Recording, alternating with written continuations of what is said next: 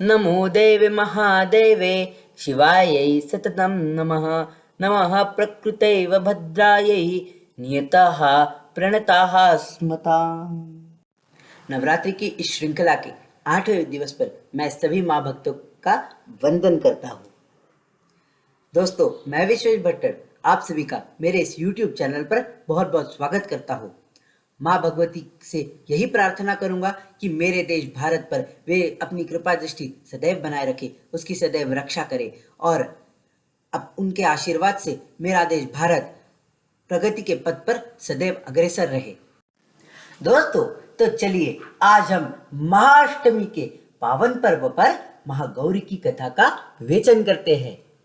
दोस्तों, आपको तो पता ही है महादेव को प्राप्त करने के लिए माँ ने कितनी कठिन तपस्या की थी। हजारों वर्षों की कठिन तपस्या से उनका जो शरीर है वो अतिशय क्षीण हुआ और उनका जो वर्ण है वो भी काला पड़ गया था। उनकी तपस्या से प्रसन्न होकर महादेव ने उन्हें पत्नी रूप में स्वीकार कर लिया और माता को गंगा जी के पानी से नहलाया, जिससे उनका वर्ण एकदम गौर, चमकीला और अलौकिक हो गया। अपने इस गौर वर्ण से ही उनका नाम गौरी भी पड़ा। दोस्तों, क्या आप लोग एक बात जानते हैं कि जब माता कठिन तपस्या में लीन थी तब वहां एक भूखा शेर आ गया था। माँ को देखकर उस शेर की भूख और भी ज्यादा बढ़ गई, पर वो माँ के पास भी नहीं जा पाया क्योंकि माँ तपस्या में लीन थी।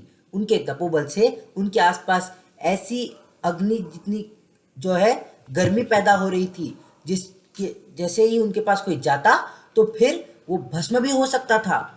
इसलिए शेर ने माँ के तपस्या से उठने की प्रतीक्षा की। बहुत वर्षों तक उसने प्रतीक्षा की और वो भी दुर्बल हो गया। जब माता अपने तप से उठी, अर्थात जब शिवजी ने उनको दर्शन दिया, उन्हें स्वीकारा, तो माता की नजर शेर पर पड़ी। माता ने उसे इतना दुर्बल देखा। माता ने यह भी सोचा कि इसने तो कई वर्षों तक मेरे साथ बैठकर तपस्या की है, तो यही सोचकर माँ ने उसे अपना वाहन बना लिया। इसी संदर्भ में एक और कहानी भी है। जैसा हमने पिछले वीडियो में बात की थी कि माँ पार्वती से ही माँ अंबिका उत्पन्न हुई और माँ का सारा तेज और सौंदर्य माँ अंबिका में चला गया और उससे माँ पार्वती का रंग और रूप काला पड़ गया। अब एक दिन ऐसा ही था जब महादेव ने माता को काली कहकर चिढ़ा दिया। माँ का मन बड़ा व्यथित हो गया और माँ कैलाश छोड़कर वन में तपस्या करने लगी। कई वर्षों तक तपस्या में वे लीन रही। महादेव चिंतित हुए कि माँ अब तक वापस क्यों नहीं आई। वे उन्हें ढूंढते ढूंढते उसी जगह पहुंचे जहां माँ तपस्या कर रही थी और माँ को देखते ही वे आश्चर्यचकित हो गए। माँ का तेज ऐसा था जिसके सामने सूर्य की लाखों किरणें भी फीकी पड़ जाए। माँ परम सौंदर्य को प्राप्त हो चुकी थी, इसीलिए उनका नाम महागौरी पड़ा। चलिए अब मैं आपको माँ के स्वरूप के बारे में बताता हूँ। माँ का जो वर्ण है वो पूर्णतः गौर है। इनके सारे वस्त्र, आभूषण ये सब श्वेत रंग के हैं। महागौरी की 4 भुजाएं हैं। इनका वाहन ऋषभ है। इनका जो एक हाथ है वो अभय मुद्रा में है और दूसरे हाथ में त्रिशूल है। इनके तीसरे हाथ में डमरू है और चौथे हाथ में वरद मुद्रा है। इनकी मुद्रा अत्यंत शांत है। दोस्तों, अब जो आपसे बात करने जा रहा हूं ना, बहुत ही ज्यादा गंभीर है और ये किसी धर्म विशेष, किसी परंपरा, किसी रीति रिवाज के खिलाफ नहीं। बात की शुरुआत करता हूँ। जैसा कि हम सभी जानते हैं, नवरात्रि, और सिर्फ नवरात्रि नहीं, ऐसे बहुत से पर्व, फेस्टिवल्स आते हैं जिसमें भारत के कई कोनों में धर्म, रीति रिवाज और परंपरा के नाम पर प्राणी मात्र की बलि दी जाती है। क्या माँ अपने बच्चों से बलि मांगती है? हम भी तो माँ आदि शक्ति के बच्चे हैं। वो प्राणी जिसकी हम बलि दे रहे हैं वो भी तो माँ आदि शक्ति के ही बच्चे हैं। इस पूरे संसार में जो भी लिविंग ऑर्गेनिज्म है, जो भी जी रहा है, वो भी तो माँ आदि शक्ति के ही बच्चे हैं। तो क्या एक बार सोच कर देखिए, इस प्रश्न पर गौर कीजिए क्योंकि बहुत ही सटीक और सीधा प्रश्न है। क्या माँ अपने बच्चों की बलि मांगती है? 5 सेकंड का वक्त देता हूँ, इस पे बहुत गौर से सोचिए आप लोग।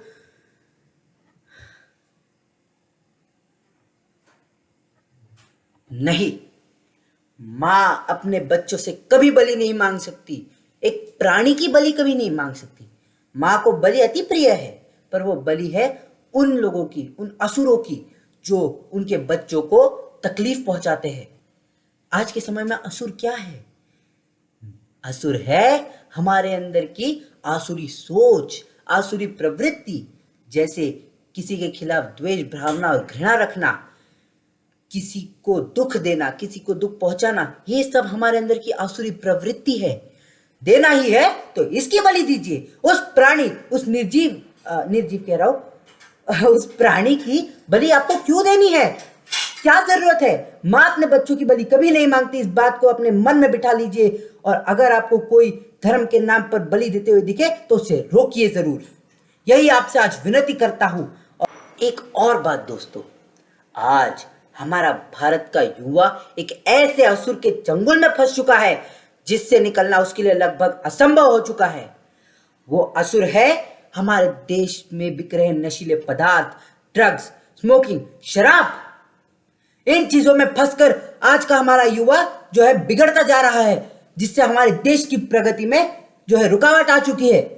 हमें इन सब चीजों का विरोध करना चाहिए, इन्हें यूज करना बंद कर देना चाहिए। जो इन्हें बेच रहे उनका विरोध करना चाहिए, ताकि हमारा देश नशा मुक्त हो सके, हमारा युवा पीढ़ी नशा मुक्त हो सके और हमारा भारत देश प्रगति की ओर अग्रसर हो सके। चलिए आज की वीडियो को यही समाप्त करूंगा।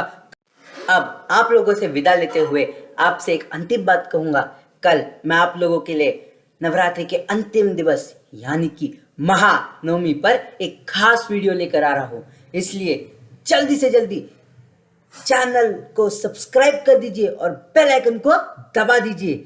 इस वीडियो को ज्यादा से ज्यादा शेयर कीजिए ताकि हमारे देश में जो असुरी प्रवृत्ति बढ़ रही है हम उसे रोक सके। और वीडियो को लाइक करना मत भूलना। तो चलिए माँ भगवती माँ को प्रणाम करते हुए आज आपसे विदा लेता हूँ। नमस्ते, धन्यवाद।